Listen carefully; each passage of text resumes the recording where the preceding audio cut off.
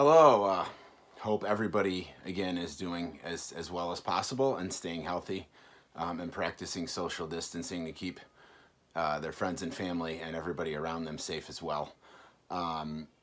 With everything that's happened and transpired, I've decided to do a three-part series here on kind of the past, present, and future of various lines of coverage. It's kind of a state of the market, but I believe really to understand where you're going, you got to kind of look back at where we've been. With that, I'll get started here. This segment's going to be on D&O, and it's probably going to be the longest one because there's a lot going on. We're also going to do EPL/fiduciary, and I'm going to hit on healthcare, which we'll hit on the D&O piece as well with that, but along with the E&O and other stuff going on. With that, I'll get started. Kind of past, present, and future. In the past here, the past 10 odd years, rates have been totally soft in the D&O space. It's kind of been a race to the bottom. That's largely due to profitability of the lines. That being said, over the past 2 or 3 years, we've seen increase in claims from antitrust stuff. Securities is well published, especially in the public space. Other issues coming into the space like cyber, Me Too stuff, and just your standard D&O claims, which was kind of leading to a hardening in the space prior COVID. We were seeing rates increase. We were seeing some troubled accounts kind of having issues pre-COVID. So the D&O market was starting to harden a bit prior to COVID. Where we are now, we are seeing non-renewals on accounts that are financially strapped going into COVID, clearly. We are seeing issues with startups and other classes right now, being potentially not being able to get quotes. People are pulling out of classes of business. People are non-renewing books.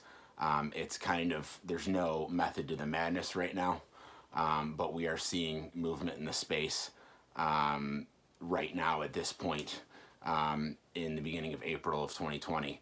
That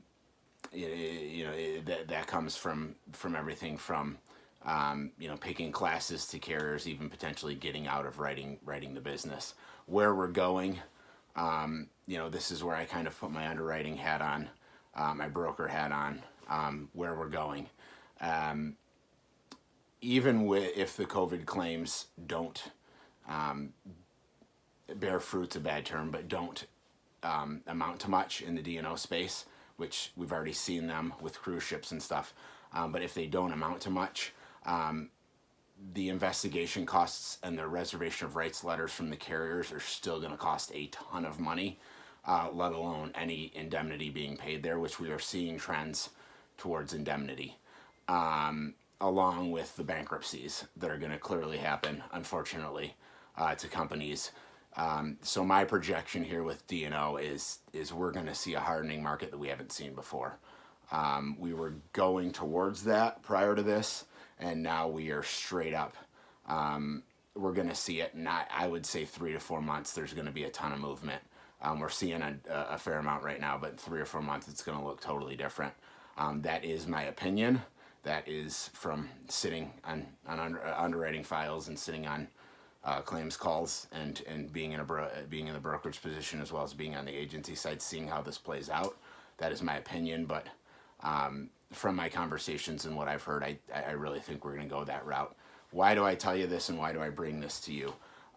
One, get in front of your client 60 to 90 days out, talk to them, and talk to the carrier and get their intent. I would follow up another 30 days, so 30 to 60 days out, and ask about their intent. This stuff is changing weekly, daily, not monthly. Making sure you're communicating in a crystal clear way with your client, managing expectations, bringing in expertise when you need it.